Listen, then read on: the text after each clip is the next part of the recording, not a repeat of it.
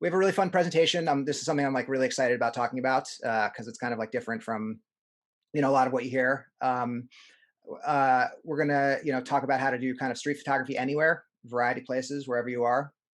Open your eyes to kind of a much broader view of the genre, and talk about a lot of photography examples. Then after that, I'm going to share for 5 minutes. I'm going to show the photo salon. I don't know if you're on my mailing list, you're probably familiar with it. I'm going to just take people through it for about 5 minutes, and then we'll do the Q&A at the end. So let me just tell you a little bit about myself. I've been doing this type of work for about oh, and we have Emily on too. Hey, Emily. And Emily's she's in the salon. She'll talk for she's a panelist. She'll talk for about 5 minutes at the end as well. So just to tell you a little bit about myself, I've been doing this type of work for about 18 years. I've lived in Manhattan my whole life. Uh, did I still do it, and I did the typical, busy city, small camera, street photography, a lot of black and whites for a very long time. And then, the last handful of years and the last 3 years, I moved to a quieter area of Brooklyn. Had a 3-year old, or I have a 3-year old now, but had a kid 3 years ago, and then realized I wanted to kind of switch up a lot of what I did. Still do the stuff I was doing, but I wanted to do work in a lot of quieter areas, explore, instead of going into the craziness, go away from the craziness. And where I moved is kind of more suburban feeling. Basically, get my anxiety down with photography a little bit. So I've been really focusing on that in the last handful of years as well. And so I want to talk about both sides of that type of photography.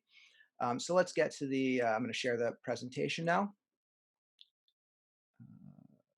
Let me find, where did, hang on one second. For some reason, it's not showing up on my thing real quick. Hold on one second.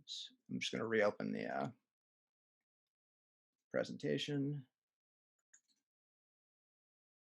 Here we go. All right, let's see if the screen share works this time. Yep, there we go. Now it shows. Okay, play from start. All right, so from cities to suburbs, how to do street photography, no matter where you are. And I'm assuming this is how we all feel right now. Stuck behind a fence a little bit.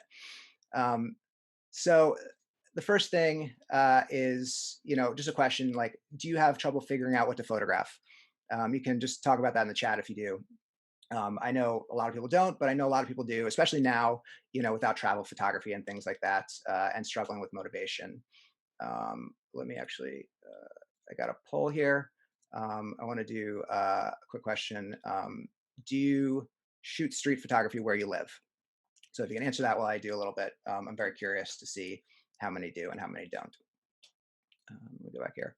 So, I hear this like all the time from working with people, and I felt it too. Like at the beginning of the pandemic, it was really hard to get motivation to photograph, and I love photographing kind of around the area where I live. But as things have gotten changed, it's gotten easier for me.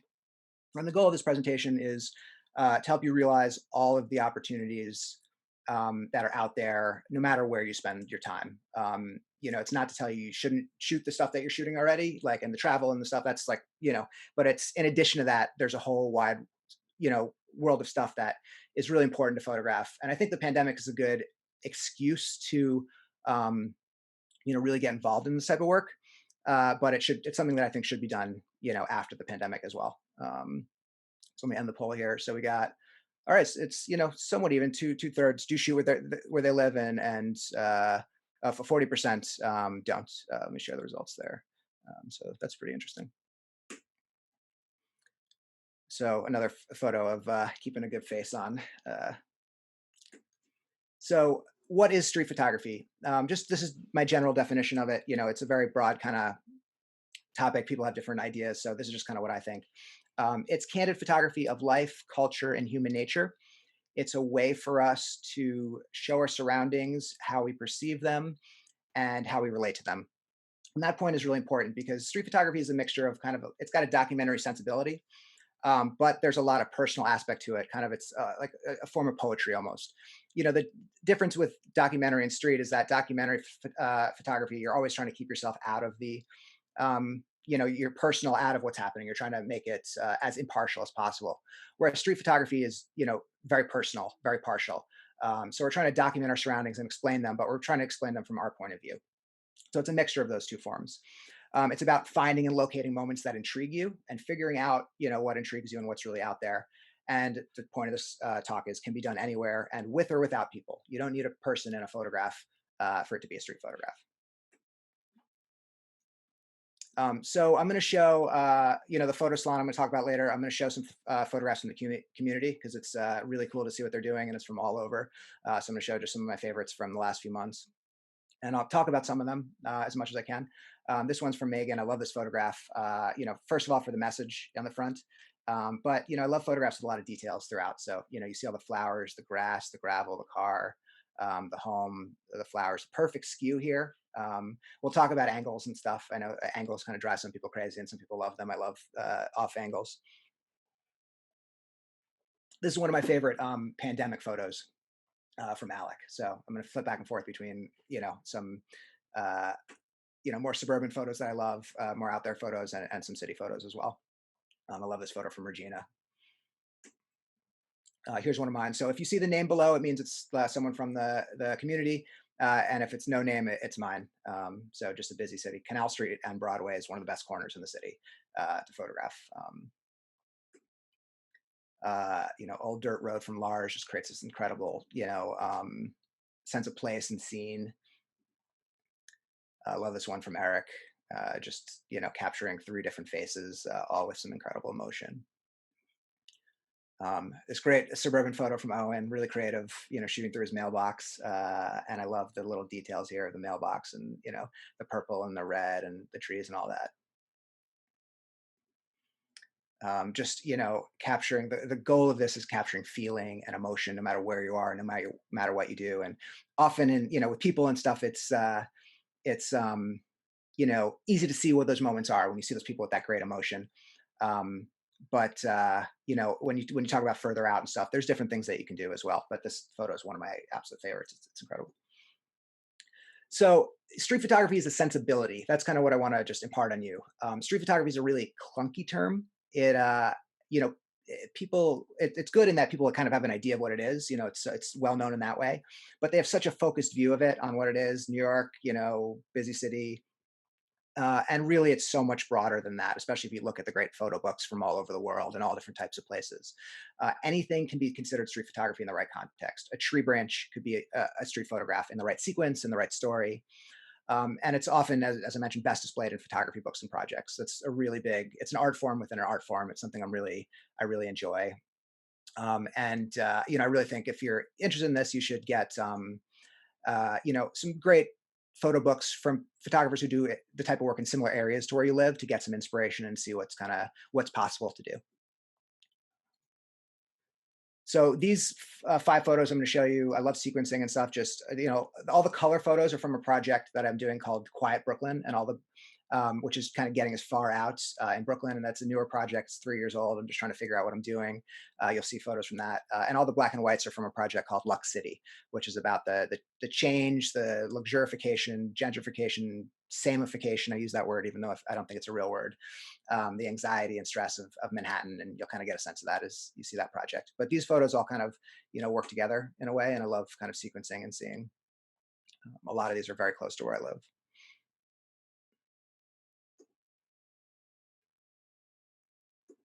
And then this is a black and white from the Lux City project, but it fits well with the view. It's of a touristy bathroom in a touristy area in Manhattan, and I just love kind of reading all the messages about who peed where and stuff. So what is a typical view of street photography?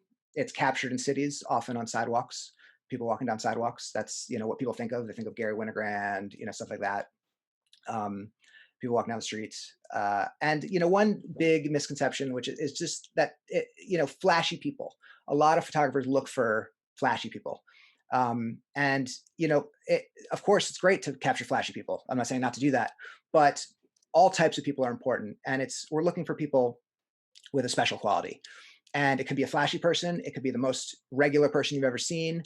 It really is a typical misconception when people think of street photography that you're always looking for the flashiest person. And that typical view is that it's completely candid.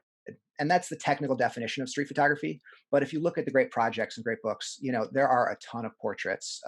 This isn't like talking about doing a landscape project or a studio portrait project, but um, it does go beyond the candid a bit.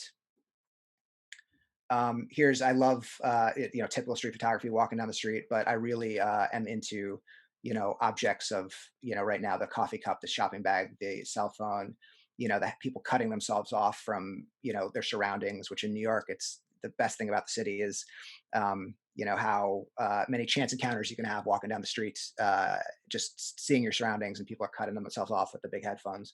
So these are really fascinating objects that I try to photograph all the time. Of course, it's very ubiquitous, so you got to get a good photograph for it really to stand out. But I think it's really important. Here's people waiting online for a sample sale. It's amazing in Manhattan what people will wait online for. Cronuts in the middle of winter at 5 a.m. A couple more, these, go into the crazy areas and vape smoking. I tried for years to get a good vape smoking shot, and I finally got this. So now, what is the broader view of street photography, in my opinion? I think it includes portraits. I think portraits are really important, and particularly if you're shooting in quieter areas, suburban areas, areas where it's tougher to be candid. I think portraits are really important. Environmental, and when I say environmental, I don't mean nature, although nature I'm going to talk about. Just your environment. What's around you. Uh, it doesn't have to be the most interesting, the flashiest thing or the most standout thing. It's just capturing a sense of your environment and how it feels and telling the story of that place. Small details, really getting close and trying to seek out those things that you might miss walking around. Photos in the home are really important. I'll show you some great photos in the home. Family, friends, neighbors are important. And it can be done suburban areas, rural areas, and nature shots. It's like this isn't landscape photography, of course. I mean, the goal, you want to make beautiful shots, but the goal is not necessarily to just make the most beautiful shot for your living room wall. It's to tell kind of a story. And if you live in an area with a lot of nature, nature should be a part of that story. It should definitely be a part of it. So nature can definitely be considered street photography in this sense. Um, abstract photos that make you think, photos that kind of grow on you. And really important is, in addition to the spectacular shots, we're always looking for those amazing moments, is the mundane and the everyday. The ordinary photographs, not taking things for granted that you see every day, trying to think about your area from someone who lives in a completely different part of the world and how they might see something uh, that you see as every day to be fascinating. And it's hard to figure out what that is, but I think the more you go out and do it, you're really going to start to notice those moments, and they're going to create some incredible photographs.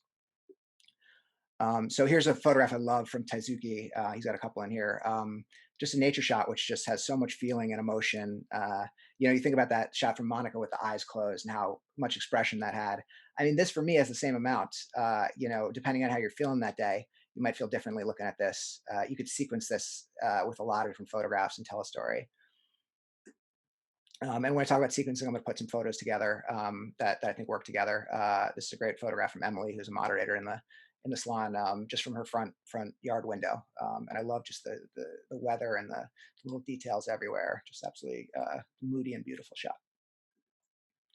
A photograph from Linda, and just like if you've seen some of the busy city street photographs I do, where I try to place people in different places, there's so much to look at here, just in this old house and the vines, and then you look at the background. Excuse me, and the little buildings here and the cars and stuff. And I love shots that just kind of show a whole different wide range of things. Another great photo from Linda. And here's a pandemic portrait that I took recently. And just one interesting thing is, we'll talk a lot about portraits in a bit, but really, uh, it's been people have been amazing about like saying yes to when I ask them for portraits these days. At the beginning of the pandemic, I wasn't doing it that much, and everyone's kind of staying away from each other.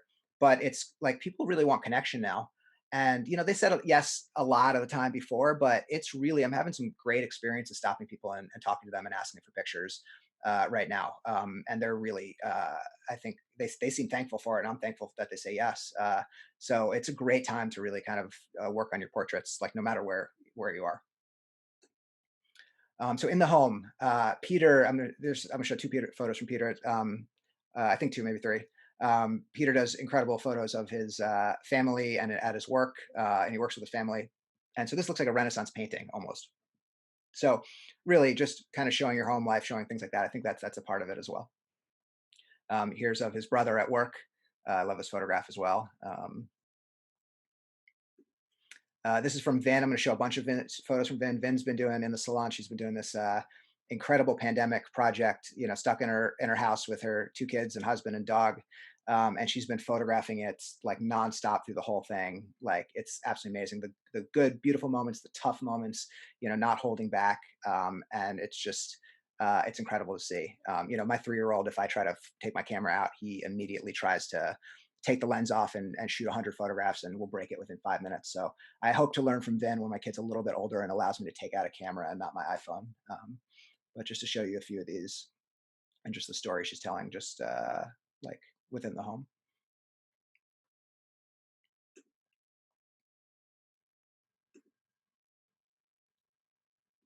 She has flowers. Flowers is a theme. Hands are just a great theme through the project as well, which I think is amazing.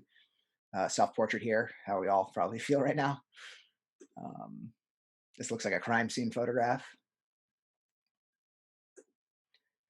This was I don't know who those of you who are on my mailing list. You know, I did that close to home project, which kind of inspired this whole thing. You know, it was a challenge to photograph. Send 5 images in within 5 blocks of your home or within your home, and Tommy kind of won one, and he had 5 photographs. I think they're all within his home, and just to photograph his bathroom was incredible, and it's just amazing to think that you could do that. I have not yet taken an epic photo in my bathroom. I don't know if I ever will, but it's just when you see a great photograph in a bathroom, it's kind of an amazing thing. I love this from Rona, just this kind of almost falling figure, just creative photograph with blur. A couple great ones from museums, you know, photographing indoors. Another from Tezuke. Here's at an event. This one, get a prize if you can guess how many devices are in this photograph. I love this one from Marule. And this is from Elizabeth. Just feels like The Walking Dead almost for me. And of course, doll photographs, really important aspect of street photography. Creepy doll photographs. You know, he got the perfect expression here. Um, so yeah, so that's important to highlight. So street photography in cities, the advantages: more people, energy, action.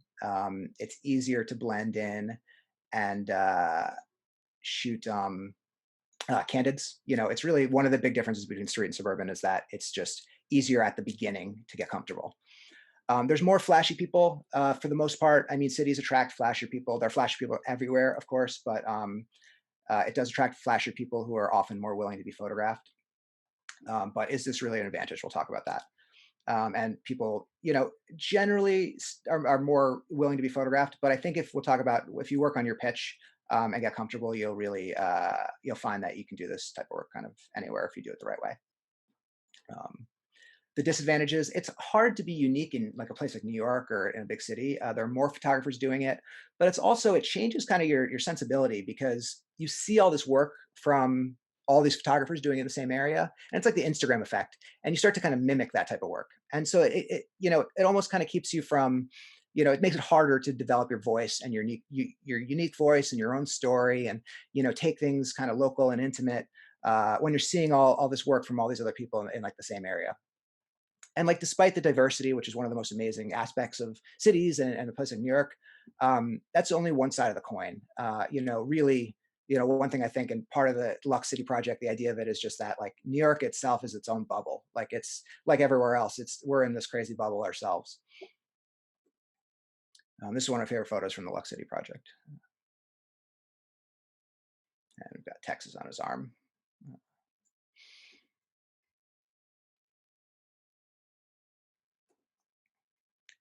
Now, one of the advantages of cities is, you know, I like to go to the kind of the areas where I know interesting, crazy things are going to happen, and one of them is outside of the Louis Vuitton store. Um, and so you can see the stuff you see outside of there is pretty amazing. You'll see when I do portraits, a lot of what I try to do, and I'll talk about, is I try to capture candid moments within the portraits, and that's how you take the idea of candid feeling street photography and um, make portraits, work them into that genre. And I don't know if anyone ever found this child outside of the Louis Vuitton store. So here, a few from further out. My Quiet Brooklyn project.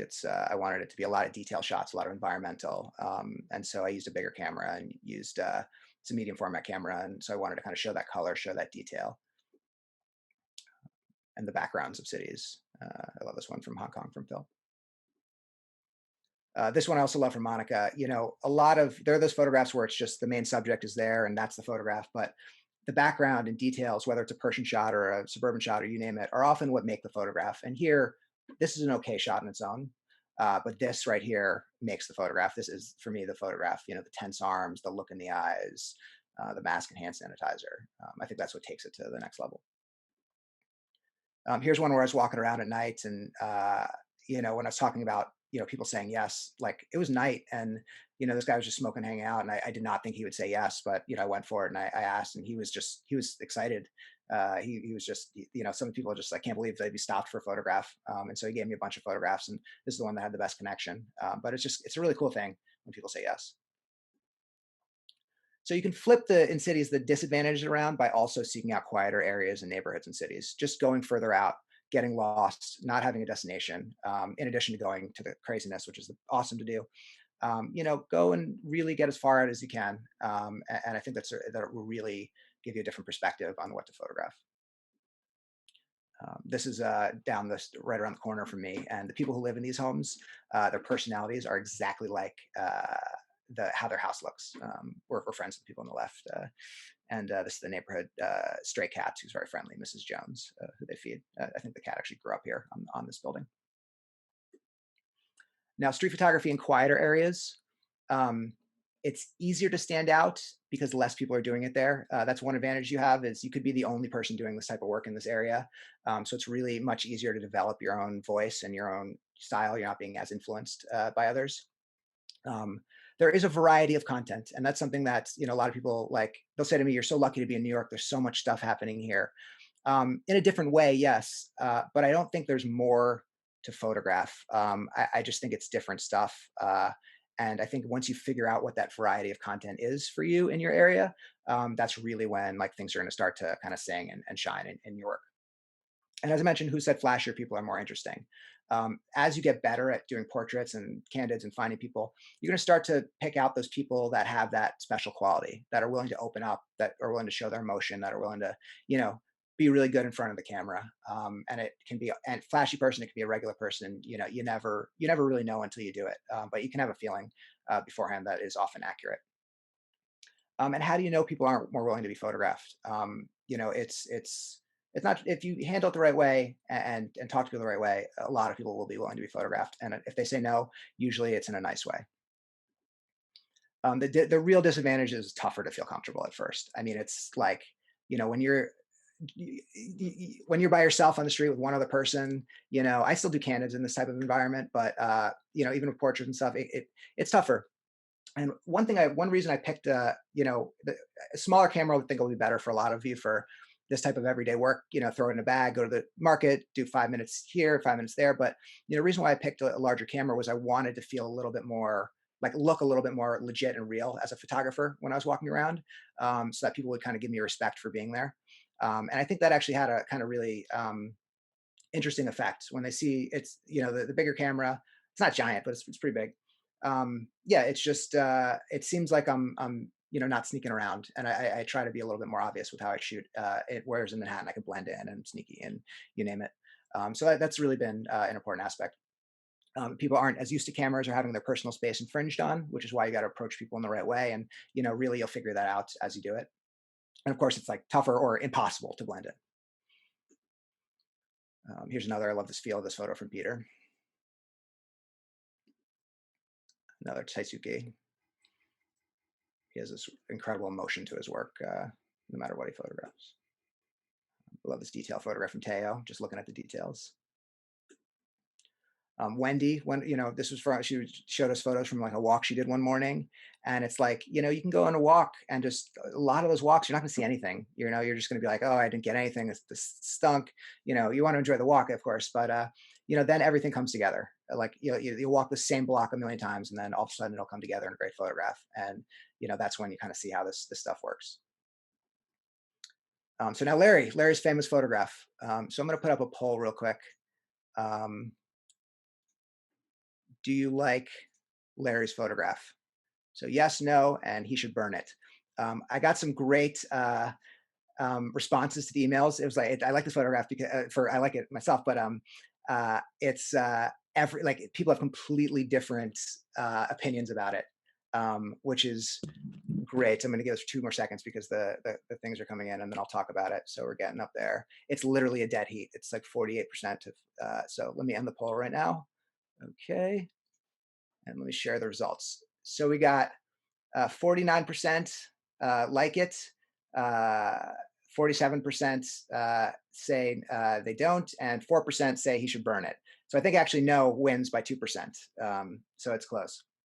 Now, personally, Larry's in the salon. I've been friends with Larry for a while, and he's doing this incredible project in Albany, just kind of capturing the people, all types of things, the beautiful photographs, the beat up Albany, the portraits, candids, and then this one I call like the most ordinary photograph. This is just the most average, ordinary thing. First of all, just from the look of it, just to talk about it technically, I think it works really well. You have the beige and brown colors throughout. You've got the great textures. These four squares really kind of with the color and hold the photo together. Technically, got this kind of magenta texture here. The textures throughout. This great blue green in the windows. So the colors work really well. And I got a few emails that said like people can't stand this angle of the car with everything else straight. And I love the angle. It's a straight photograph, but the angle really throws it off and gives it this energy and anxiety. That feeling a little bit. But the fact is, it's just an ordinary photograph of a nondescript car. It's like it's not like too beat up of a car. It's not too flashy of a car. I think it was Marina emailed me and said, you know, this reminds me of the car of a lonely old man. I don't know. That brought up that thought in her head. Um, for me, it just makes you think about who lives in the who not lives in the car, who like the life of the car, who owns the car, thinks about the area, and especially when you see different photographs from Albany and this whole project. This is not one that would stand out at you on Instagram or anything like that, but it's kind of a glue photograph that really makes you come back to a project. It really grows in you and makes you think about the area, think about the people, and it makes the rest of the project kind of work together. So that's my pitch for it. Um, I'm going to stop sharing and then I'm going to relaunch this poll. And did I convince any of you, or is it the same? Do you like Larry's photograph? Answer one more time. Let's see if I got 4% to like it better a little bit. So I'll do that for just another 15 seconds. Let's see. Oh, the numbers are looking pretty good. More people now, more percentage say he should burn it. But I think I got more of the. Okay, let's end the poll now. So we got, let's share the results. So 57% now like it. So I convinced about 10% or 8%, 38%, and more people think you should burn it. So Larry, you might want to burn your photograph. Um, so let me move that over. All right. And then when you talk about kind of putting photographs, that I like similarly together. I love this photograph from Linda. Just beautiful, has this similar incredible emotion to it. Street photography in quieter areas. You can flip these disadvantages through repetition, like shooting within your everyday life, taking your camera or iPhone or phone with you. And just the more you do it, like eventually it's going to become comfortable. Eventually you're going to just take the camera out, not think about it. It's going to become enjoyable. You'll get used to it. It's a little bit more of a process, but I think this is really great done in 5, 10, 15, 20-minute spurts, walks around your neighborhood, throwing your camera in your car, and just taking it out for little bits, or if you're driving and see something great, stopping if you have some time. Doing more portraits, really important. Uh, Photographing people your neighbors, friends. I know that can be a little weird, and but I mean, if you're attending this presentation, I mean, we're all weirdos. I mean, for doing this, we're all weirdos. Um, Just embrace it. The more you embrace it, the more people are going to be like excited about it, that idea. You know, if you feel nervous, they're going to feel nervous. If you feel like if you just embrace it and go for it, which takes time, of course, then they will too. So that's a really important thing. And of course, when the pandemic kind of ends, going to busy events and photographing more indoors is really important as well. Just because you might live in a quieter area doesn't mean you shouldn't. You should certainly seek out all the places where people congregate, and that's some of the best photography you can do in those areas. So it's two sides to the coin. This I love from Susan from Florida. This is just an incredible minimalist photograph with just great details and colors. We've got Eric from Michigan. I feel like this is like a psychiatry talk show. We've got Eric from Michigan, also a weirdo. We're all weirdos. This he did a incredible documentary project of apple pickers in Michigan, near where he lived. Eric's a doctor and a fantastic photographer, and just went out and just the ambition behind it was it's amazing. It's an incredible project, and this is one of my favorite photographs from it. Another from Tezuke, just a ton of emotion behind it. And you can't have like you can do street photography anywhere, talk without a photograph of a gas station. Gas station photographs are big in this genre. But I love just when you talk about details all over the photograph. The red sweater, the mask, the red here and red here mimics. All kind of works together. The little details, throughout, this building, and it's so colorful in the foreground, but then muted colors in the background. I think that this works on a variety of levels. Now, candid versus obvious shooting, I just want to show a few examples, because it's important to figure out when to be candid and when to be obvious in quieter areas. I'll be candid as much as I can, but you see those moments where you're just like, I have no choice but to be obvious about it. Here's a portrait where, I took this photo and I said, it wasn't the right moment to take it candid, and I asked the two young men. I said, you mind if I take your picture? I use the word picture instead of portrait a lot because it's not as kind of formal sounding. And they said sure. And the guy in the blue started to get down from where he was sitting, and I had to stop him and I had to say, no, no, no, you guys looked perfect how you were. Like I just want like a natural shot like that. And he kind of got back up and just went exactly how he was, looked at me a little bit. And so it's a portrait, but it's really exactly the same as the candid. And so giving people that direction of like, letting them know that, I want you to be kind of just feeling normal, feeling as if I'm, almost not there. Just giving them something, letting them know that they're collaborating with you, can really create some incredible feeling photographs. Often it'll backfire and not work. Sometimes they'll just take the portrait quickly and not say anything. I mean, it's different in each situation, but that's a really, really important thing to say a lot of the time that I like to say. Here's another one where I walked by, and this is in an industrial area of Brooklyn, which is it's very quiet. It's like you'll rarely see people, but um, I walked by and took a quick photograph like I normally do in the street photography in Manhattan. I kept walking and I said, stop myself. Sometimes you go too quick in this, and I'd say, no, no, I really got to take that photograph well. So I went back and gave her a little, like, can I take your picture? And she just nodded, and it gave me a chance to really, set up the photograph, take, with all the details, the edges, and show everything. And this is exactly how she looked. I was lucky because of that. But, really, stopping to take your time in these environments is very important. An early pandemic photo where this one I did the kind of portrait nod, which works. That one works less. People say no a little bit more, but there's some situations where it's like all you can do. So I give the kind of little "Can I take your photograph?" nod, and often they'll stay in the same kind of pose, and that works really well when it works. This is a portrait I love from Vincenzo, which he took recently. Just incredible like emotion and just the look in her face, but just all the colors and details work really well. Also, the composition, everything kind of comes together here. Now, setting a stage, just want to say this quickly because this works in cities and works in suburbs as well. This photograph, and especially if you're in an area where there are some people coming, it can really work to find a great background. And also this tip can backfire a lot because often people will think that a street photograph needs to have a person in it.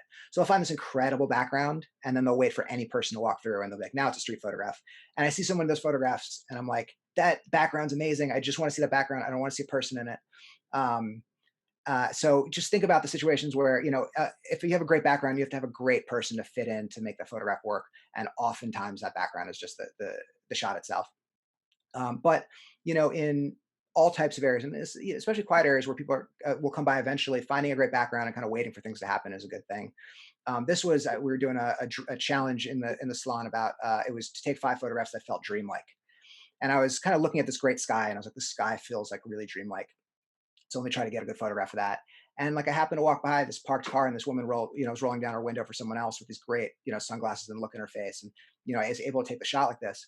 But if I hadn't been thinking about the dreamlike idea, I would have framed it completely differently. I would have just kind of shot her. Um, because I was thinking of that, it allowed me to take a much better photograph. And I think that's one of those things that the idea that will work with your own work. When you're shooting your area over and over or shooting an idea over and over, the further you get with it, the more you understand it, the more you're going to kind of see in that way. And then you're going to come back with better photographs because you're really seeing in that way. So it's a long-term process of figuring out what you're shooting and all that. And your photograph, the quality of your photograph spirals over time. The more you understand what you're doing. Here's a background where I kind of just waited out. I loved, the colors here and stuff like that. And I was just kind of hanging out. And this guy came and just, gave this really powerful kind of expression in his body, right at the right point. Here's one where just, I love this kind of industrial feel right down here at the bottom, and just waited for, the right colored truck to kind of come by and complete the scene. So now portrait tips. Portraits, I love good street portraiture. It's really something that I really excites me. As I mentioned, it's important in quieter areas, maybe more important in quieter areas because of what you're able to do. But it's the flip side is that because it's easier to do candids in like New York and stuff like that, in busy areas, a lot of people just don't do portraits. They don't think they need to, or they don't. It's really portraits are fantastic, and especially candid feeling great portraits. So if you're just doing candids in the city, I really think you should, open it up and try some portraits and try to add that aspect to your kind of arsenal. So it's important everywhere, but maybe it's a little bit more necessary to do more portraits in quieter areas. It's important to think about your pitch, and your pitch will improve over time. But I talk to people in different ways depending on the person and the situation. Sometimes it's really quick. Sometimes it's casual chit chat. Sometimes it's a more in depth thing. I did like a 5.5 year project where I'd stop a person on the street and do like an interview with them before I took their picture. And some of those interviews, I mean, people took me. This was in the East Village area where I used to live, which is a really fascinating place. And some of these people like took me into their homes and gave me an hour-and-a-half interview and just like opened up in their lives, and it was just incredible.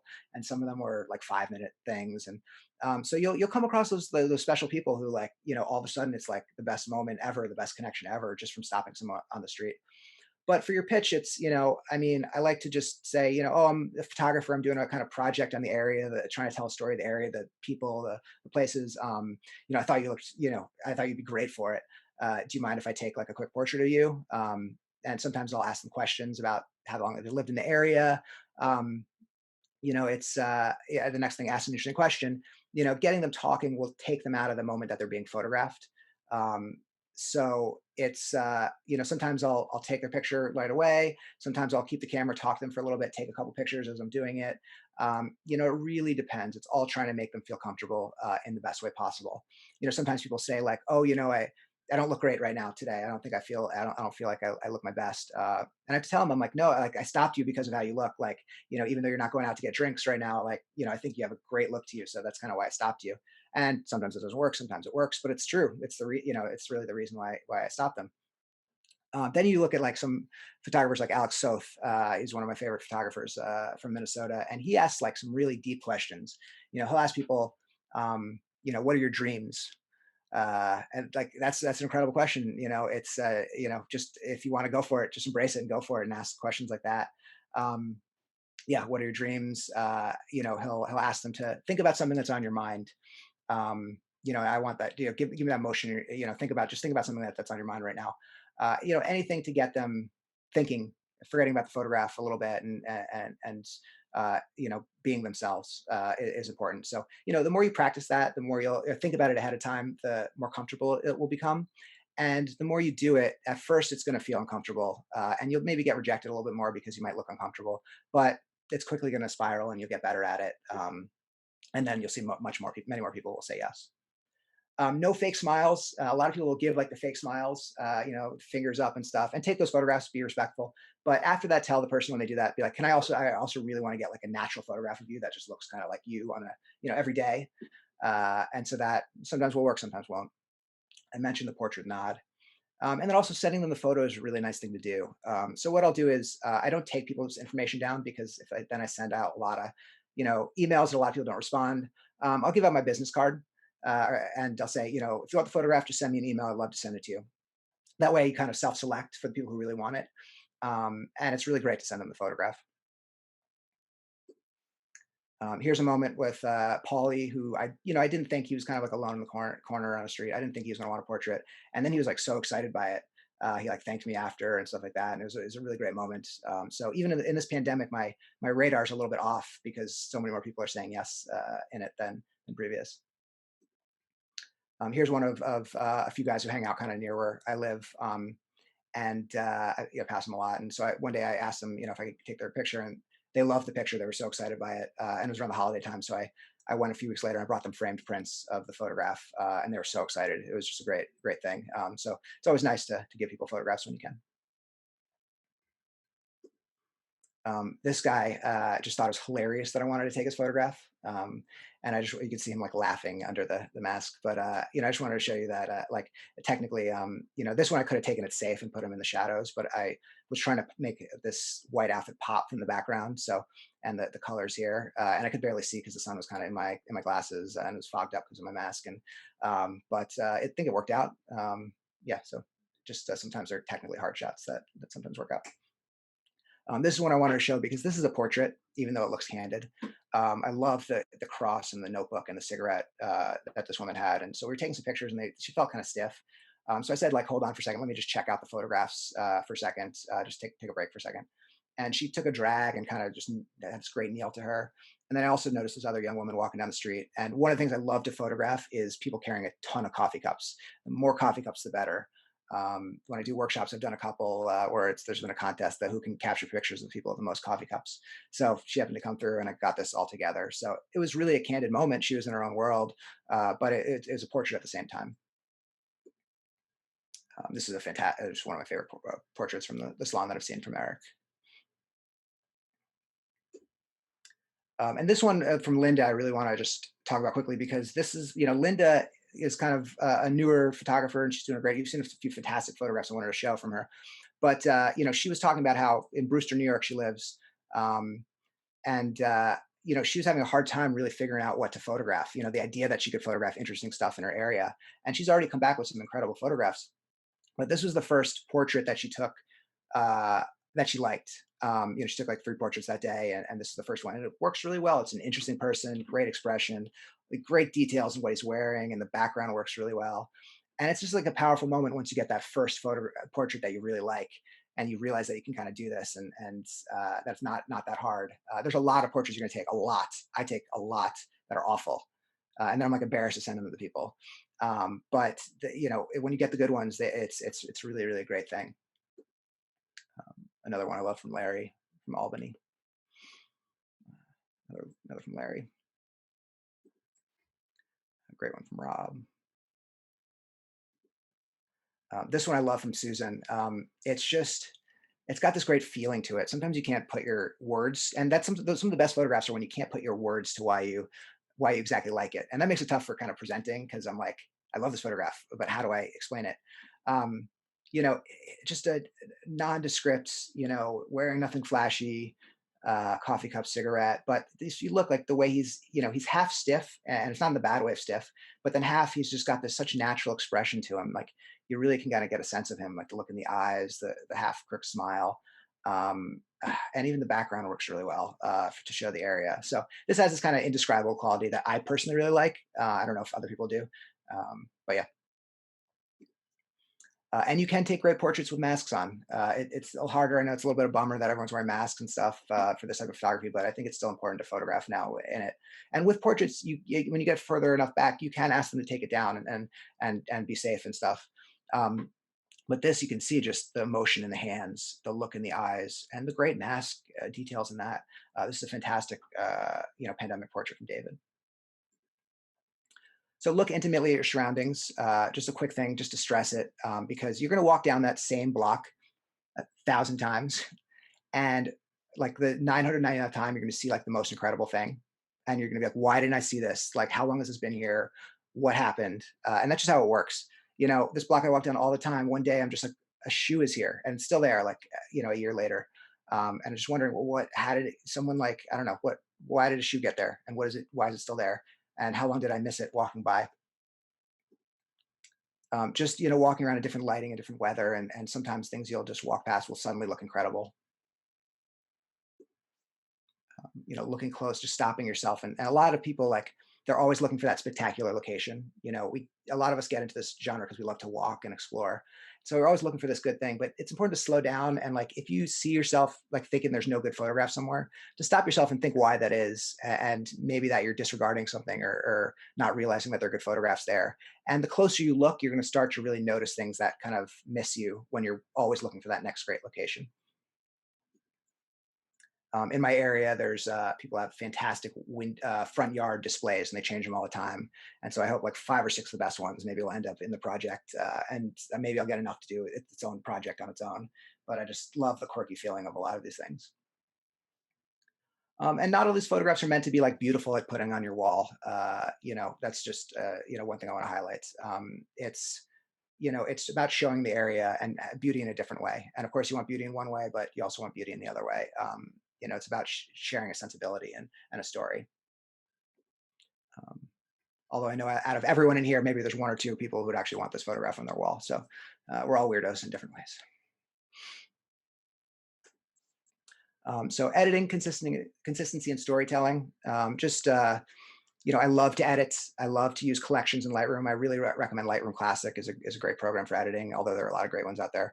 And I use collections, and I bring photographs into the collections based on ideas, and I kind of build them up over time, and I play with sequencing, and I figure out what I'm shooting. And I find doing that work really kind of helps you figure out what you're shooting, and allows you to shoot to come back with more stuff because you're a little bit more in tune with what you're doing. So I'm just going to show photographs from Lux City and then Quiet Brooklyn, just a few that have the same feel. So all these photographs are going to have no people in them. I just wanted to kind of sequence those together.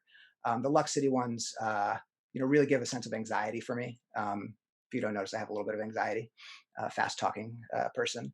And if you hadn't noticed, both my parents are actually psychiatrists, which probably says a lot about me. Um, I thought I was going far away from the psychiatry, but maybe not. This is a photograph of the Hudson Yards, the new luxury project, which I absolutely, a lot of New Yorkers just hate for what it stands for. But if you look at this photograph, it's the newest buildings in the city, best technology, and it's a photograph of nothing, just glass reflecting sky. It's literally a photograph of a blank piece of paper. It could have been. So I just, that's kind of what I was trying to do and trying to say with this.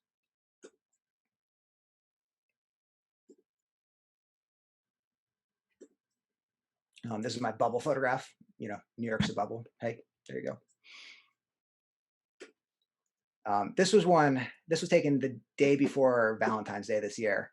And I was just like, it was like snowstorm after snowstorm. I was like the worst, depressed, I was like, I have to get out for, 20 minutes just to take a photograph. And I didn't think, I just needed to process. I didn't think I was gonna get anything good. I was just like, let me just do this. And then like 20 feet from my house, about to walk back in, I just see this the saddest looking flower ever. This might as well be a portrait of a person. More emotion in this than a person. And it's just amazing how sometimes it just works out. And it's always those like worst days where you're like, yeah, I just got to get out. I'm not going to get anything good. Where you get like some photograph that you really love. Just some more sad flowers.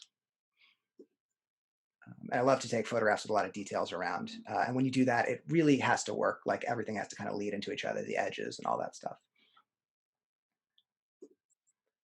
Deer. We have deer in Brooklyn. I also have a photograph of someone raising a moose head into an apartment, and someone carrying a bear head down the street. So I have a moose, a deer, and a bear. Hopefully, I can add a couple more to those before I die. This feels like it's in the middle of the woods, but it's actually in the middle of just a Brooklyn industrial street, the sidewalk. And just a couple more. Um, so to wrap up this presentation, photograph where you live or where you spend a lot of time, in addition to whatever else you like to photograph. The whole idea is like if you were to take five Magnum photographers and have them swoop into your area and photograph for weeks, all of them, they couldn't come up with a better project than you could come up with in a year or two of photographing your area because they don't know it. They're not there for it. They don't know the details. They don't know the people. They don't know the nuances. They don't live it.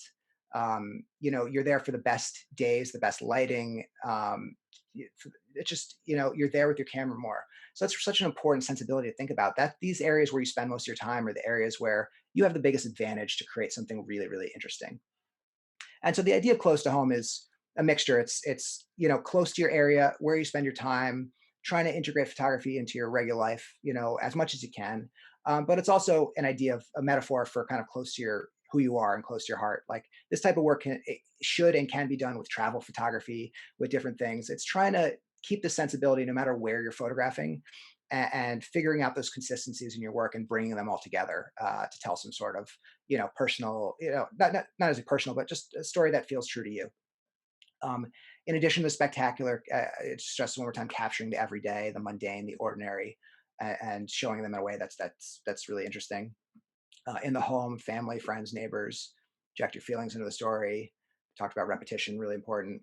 And going out at different times of day, year, and different lighting. That's amazingly important because you're going to walk the same block a million times. Suddenly, the right day is going to be there, the right time, the right lighting, and it's just going to transform the place. And you're going to have thought you could never possibly ever get a good photograph in this place and just completely disregarded it, and then one day everything is going to come together and you're going to be like, holy cow. But you got to keep your eye out for it, and you got to kind of switch it up a little bit. Like this one is down the block from my house that I walk every day, and so it allowed me to see the days where the best flowers are there, and then of all that, one day Mrs. Jones happened to be in the perfect position, and like everything came together perfectly, but just because I walk down that block all the time. So here's just some photographer research that I recommend. This is for the kind of more suburban, out there areas. You can screenshot this if you want, or you can email me for the slideshow, or watch the replay. William Eggleston's guide is kind of the Bible for suburban street photography. Joel Sternfeld's American Prospects is just such an incredible photo book. He spent 8 years with a large format camera traveling America, photographing. Alex Soth's Sleeping by the Mississippi, just traveling down the Mississippi River, just photographing people and places and getting to know people. It's really, really fascinating. Stephen Shore and Common Places is a wonderful book. Trent Park's Minutes to Midnight is a really good one to check out online, probably because the book is right now it's like 150 or $200 until they come out with a reissue. Graciela Iturbide photographed a lot around all over Mexico and can give you a really wide variety of what it's possible to do. She did a very broad type of what she photographed. Todd Hito's house hunting. He went with I think it was a large format camera at night, photographing these houses with just incredible quality to them. That was just such an incredible project.